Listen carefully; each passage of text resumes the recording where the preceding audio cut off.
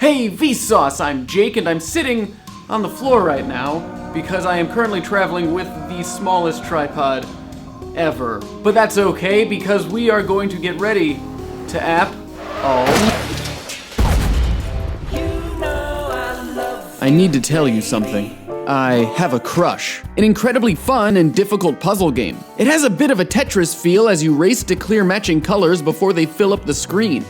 The more points you get, the more power-ups you can unlock to help your game last longer. There are also different play modes like Think and React that will change the way you interact and make moves. It gets pretty hectic pretty quickly, so for something a little more relaxed, try Color Zen. There is no timer, no score, just shapes and colors. The goal is to get the background to match the border color by throwing different colored shapes together to clear the way for the one you want. The game gets more challenging as white shapes appear that fill the screen with whatever color you slapped into it, or black ones that erase the object. Every level flows into the next, making it a beautiful and continuous experience. For a different kind of experience, try The Silent Age, an engaging point-and-click adventure puzzle game by developer House on Fire. In it, you play Joe, a janitor in 1972 who comes across a dying man in the basement. He gives Joe a time travel device that lets him go 40 years into the future to a post-apocalyptic world. You solve puzzles by going back and forth through time, piecing together what happened. They are currently working on the second chapter to The Silent Age, so it doesn't have an ending. A turn-based game where you have to either avoid or destroy enemies on your quest to escape each level. As the game progresses, you are faced with more obstacles that are intent on smashing you, and probably will. There is also a level builder so you can create your own maps, and once you get a hang of the puzzle part of ending, try the roguelike section where it throws a horde of enemies at you and, again, you'll most likely die. But if you make it through all 8 rooms, you'll be the coolest kid on the block. Block.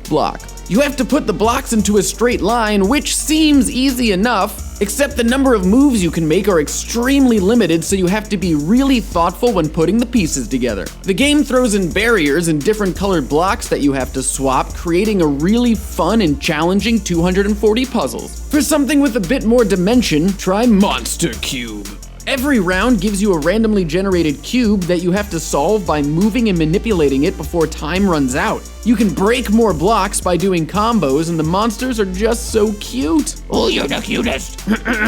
Let's get serious with some math in Sigma 12. Sigma 12 is another 3D cube game, but instead of matching blocks, you have to add them up to 12. But to get a high score, you have to match your moves up with the rhythm of the music playing. Adding to this are special blocks like ones that divide or multiply the numbers, act as bombs, increase the time, and more. It is an amazingly fun game and one that you might spend dozens of hours playing, maybe even hundreds. The idea is simple. You hold down the circle until it hits 100. However, this incredibly simple concept gets increasingly and sometimes frustratingly difficult. If a circle that's pressed down hits any other object, it's game over. And when you have a bunch of them moving in all directions, it can get tricky.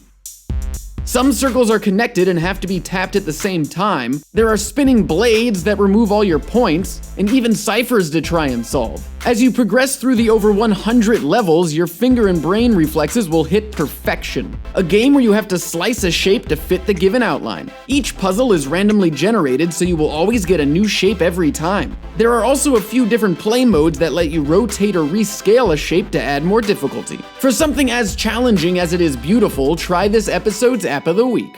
Limbo. Limbo was released on Xbox Live back in 2010, and if you have never played it, play it. And if you've already played it, play it again! It is now out on iOS and pretty much every major platform. There are incredibly well done puzzles that take dying a few times to solve, and giant spiders who want nothing more than to impale you. Limbo has a really engaging story, a beautiful design, and is a fantastic puzzle platformer that you need to check out.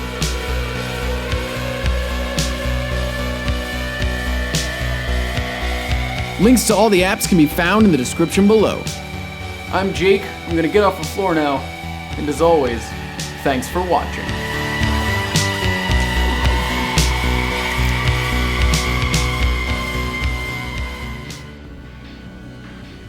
Huh, you thought I left, but I didn't because I can't feel my legs anymore. But we do have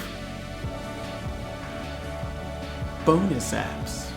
bonus apps. Snoopify is an app that will greatly improve your life by snoopifying it. Let's take this photo of Nicolas Cage, for example. How boring. But with Snoopify, Nicolas Cage has turned into Nicholas All the Rage. What a cool guy he is now. Oh, Nicholas, you are almost as cool as McPixel. In McPixel, you have 20 seconds to defuse a bomb, and it generally makes no sense, and I have no idea what I'm doing. Hopefully this works.